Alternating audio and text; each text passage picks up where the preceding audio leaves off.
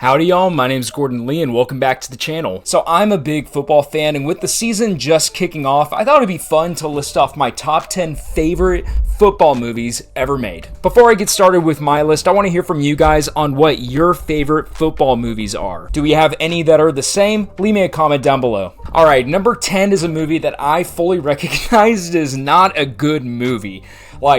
It's bad. It's pretty bad. It's Draft Day, but man, this movie is a guilty pleasure for me. I am obsessed with the NFL draft. I follow it like I am a pro scout. I know who all the guys are from rounds 1 through 7. I obsess over it for months. Legitimately, one of my favorite days of the entire year is the first round of the NFL draft.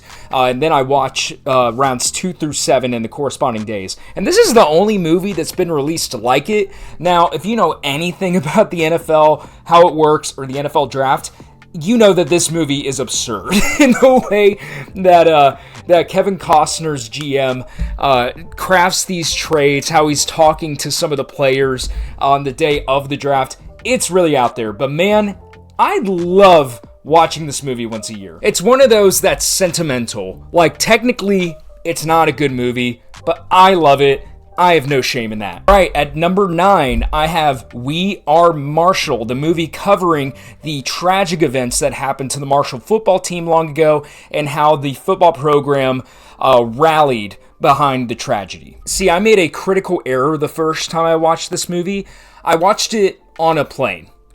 And if you know anything about what happened to the Marshall football team, then you would know that that was maybe not a good move on my part. But this is the typical rising up against adversity story that make football and sports movies in general fantastic. Matthew McConaughey is playing the head coach that gets brought in to somehow bring this football program back after losing basically everybody that was associated with it. I think that he delivers a really great performance, and he delivered it at a time where he was mostly doing romantic comedy, so this was a big swing for him, and I respect the fact that he decided to go this route with this movie. I enjoy Matthew Fox's supporting role as an assistant coach that has been there through it all with this team and is suffering from, PTSD from what happened to his former players and coworkers. Overall, just a really well-made movie. It's not the best, in my opinion, whenever it comes to an inspirational sports movie, but it's rock solid. Number 8 is another sort of guilty pleasure for me. It's The Replacements, and it's a fictional story about basically pro football players going on strike and all of these replacement players being brought in their place. It stars Keanu Reeves as a washed-up NFL bust. It's not the NFL, but it's basically the NFL, who gets brought in to basically revive his career and prove the haters wrong. And this movie is just a ton of fun. I think it's really funny. I first watched it on TBS because it was one of those movies that would get played at 6 a.m. in the morning on Saturday, Sunday mornings over the weekends growing up. And as a result, I ended up watching this movie probably 10 times growing up. And it's a more lighthearted spin on the inspirational tale. Obviously, all of these people are washed-up football players, some of them not even football players, but they're people that are down on their luck. They need a break, and they get that in the form of becoming a professional football player because all of these divas in the movie are just refusing to play. It's a really good comedy, and who doesn't like watching Keanu Reeves? At number 7 is another comedy, The Waterboy, starring Adam Sandler, and this is his second movie on this list, spoiler alert. It's one of Adam Sandler's best movies, and it's one of those few in the 90s that he released that are just all-time classics in my opinion. It's obnoxiously absurd. It's hilarious at every turn. It has so many quotable lines. Henry Winkler is the head coach. Who doesn't love the Fonz? And this is one of those comedy movies that if you're in a bad mood, this will get you where you need to go. Then at number 6, we have another Adam Sandler movie, The Longest Yard. And I just gotta say, from a pure filmmaking standpoint, this movie is really well made. I don't know who the cinematographer or the director are off the top of my head, but the movie looks really good, like way better than it had any business looking, and it's sort of like a level up from a lot of the other movies that Sandler and his production company did around that era of time. So just kudos there from a filmmaking standpoint. Adam Sandler, once again, he plays kind of a washed up quarterback, or he's a quarterback that has legal trouble who gets sent off to prison. This movie's a remake. I never saw the original. I probably need to. But he gets sent off to prison, and he is tasked to start a prison football team to basically play off and lose against the guards. Burt Reynolds is in there as well, and Burt Reynolds actually starred in the original Longest Yard. He's great as, I guess, the assistant coach to Adam Sandler's character, I believe Paul Crew or Joe Crew, one of those names. Chris Rock is in here as well. Anytime Chris Rock and Adam Sandler work together, it's fireworks. It's always good. They have great chemistry, and that's no different here. I love the supporting cast that Adam Sandler surrounds himself with. A lot of great underrated actors, a lot of fun characters in there too. Like, I believe the great Khali is in this. At the time that this movie was released, I was really into WWE, so I loved that. It's just a really funny movie. It's well made. The football scenes are awesome. Like, the actual game is hard hitting there at the end, and it really just gets you on the side of the prisoners. Very effective film in that way. And I gotta say, their uniforms in this movie, nasty. They're so good. My number 5 movie pains me because I am a Dallas Cowboys fan. I hate the Philadelphia Eagles. I cannot deny how good Invincible starring Mark Wahlberg is, though. It's the true story about Vince Papale, a guy who tried out to join the Philadelphia Eagles team that wasn't doing very good at the time.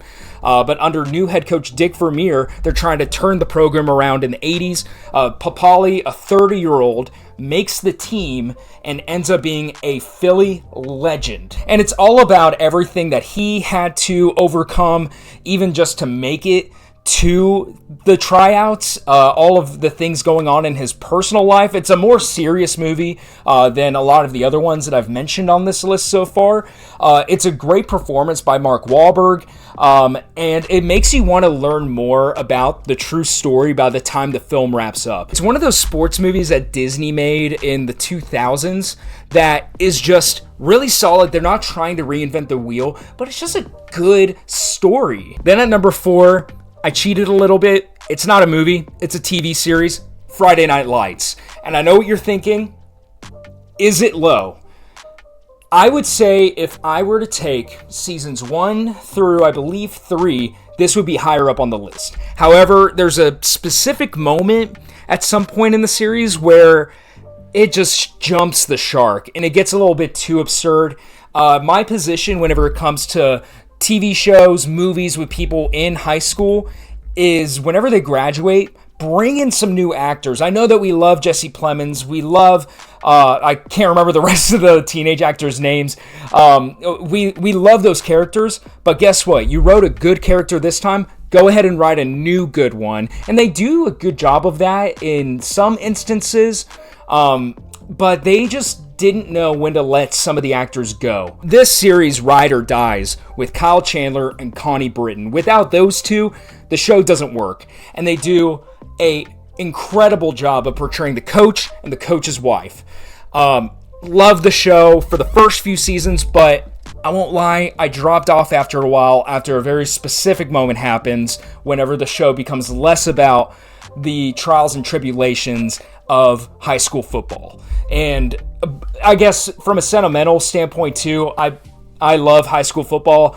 This movie, or this TV show, took place in Texas. I played high school football down here in Texas as well, and my high school was actually featured in one of the seasons, or in an episode there. And that was really cool for me watching it at the time in high school, saying, oh my God, that's the stadium that I'm playing in. I just think it's really cool. Really, really great show for the first few seasons. Number 3 is going to be The Blind Side. I realize that this has caught some flack The actual story, it's about Michael Oher and how he went from being a homeless teenager to, getting recruited by college football programs, eventually going pro, and the family that took him in, welcomed him into their home, or at least that's how the movie portrays Michael Oher. Tells a different story now, so there's some controversy there, but I'm just going to judge the movie for as it is.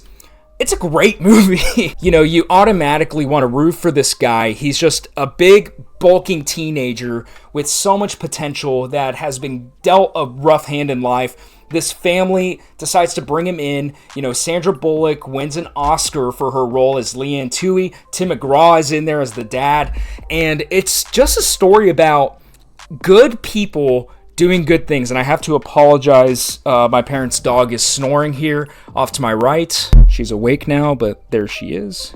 So if you hear snoring, it's just her. But The Blind Side as a movie, like I said with Invincible, it's not trying to reinvent the wheel.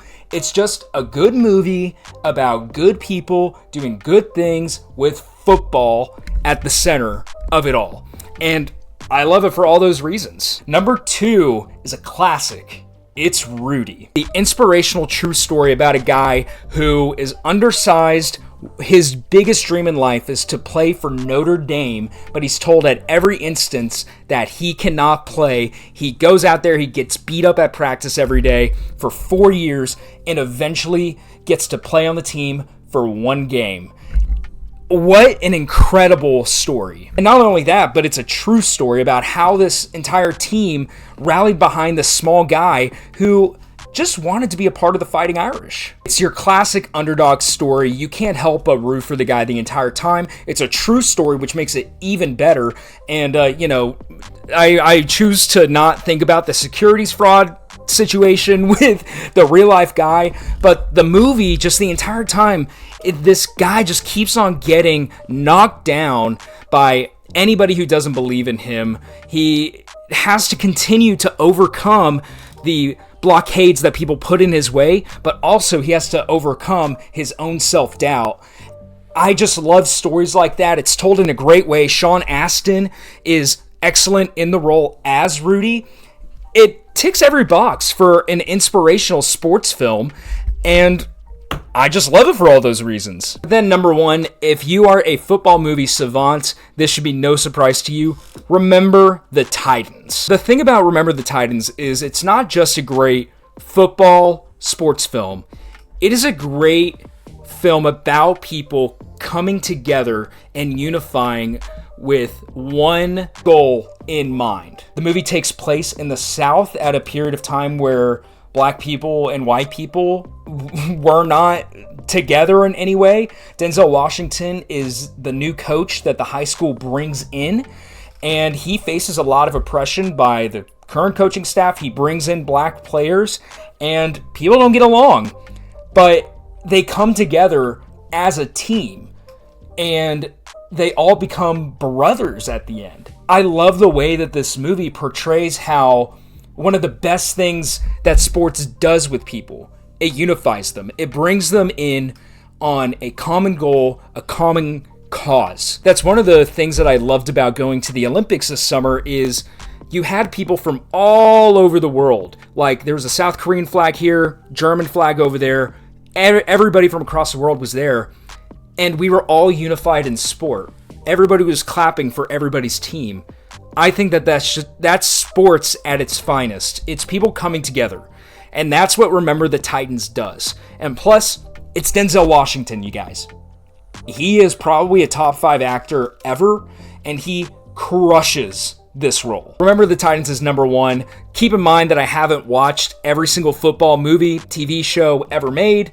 But yeah, I feel very confident that that is my number 1 football movie ever made. What do you guys think about this list? Do you agree with me? Do you disagree with me at parts? Did I not mention your favorite football movie? Leave me a comment down below. And if you like this video and you want to see more, be sure to subscribe today. Bye, guys.